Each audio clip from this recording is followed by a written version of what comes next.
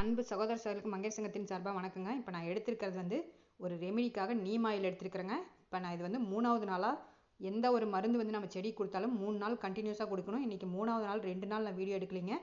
ஏன்னா எங்கள் செடியில் சில பூச்சி தாக்குதல் இருக்குது. நீங்கள் மாவு பூச்சியாக இருந்தாலும் சரி, வேறு எந்த வித பூச்சி தாக்குதலாக இருந்தாலும் சரி, இப்போ நான் சொல்கிற ரெமிடியை கண்டிப்பாக ஃபாலோ பண்ணுங்கள். நான் வந்து ஒரு பாட்டில் எடுத்து இப்போ எங்கள் வீட்டு செடிக்கு தகுந்த மாதிரி நான் கொடுக்குறேங்க. அவங்கவுங்க வீட்டு தொட்டிக்கு தகுந்த மாதிரி நீங்கள் எடுத்துக்கோங்க.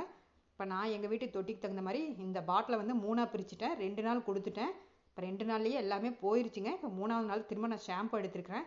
நீங்கள் சோப்பு தூள் இருந்தாலும் எடுக்கலாம். இது அருமையான ஒரு ரெமிடி. கண்டிப்பாக எல்லாருமே ட்ரை பண்ணி பாருங்கள்.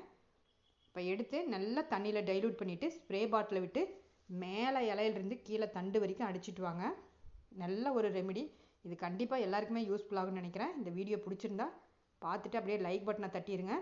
இது ஒரு நேச்சுரலான ரெமெடின்னு கூட சொல்லலாங்க. ஆனால் டோஸ் அதிகமாக போகக்கூடாது. அவங்கவுங்க வீட்டுக்கு தொட்டிக்கு தகுந்த மாதிரி நீங்கள் எடுத்துக்கோங்க. நான் இன்றைக்கி ஸ்ப்ரே பாட்டில் விடலை. இது ரொம்ப ஈஸியான மெத்தடுங்கிறதுனால இப்போ மக்கில் எடுத்து நல்லா டைல்யூட் பண்ணிட்டேன். இப்போ மக்கில் எடுத்து கையில் வந்து ஃபுல்லாக மேலே இலையிலேருந்து கீழே தண்டுக்கு வரைக்கும், அடித்தண்டு வரைக்கும் நான் வந்து இதை தெளித்து விட போகிறேன். ஆனால் வேர் பகுதிக்கு எக்காரணத்தை கொண்டு கொடுத்து வராதிங்க. வேர் பகுதிக்கு போகாமல் இதை நீங்கள் இலையில மட்டும் நல்லா தொளிச்சு விட்டிங்கன்னா போகும். ஏன்னா நம்மளுக்கு நோய் தாக்குதல் எல்லாமே, பூச்சி தாக்குதல் எல்லாமே அந்த இலையில மட்டும்தான் இருக்கும்.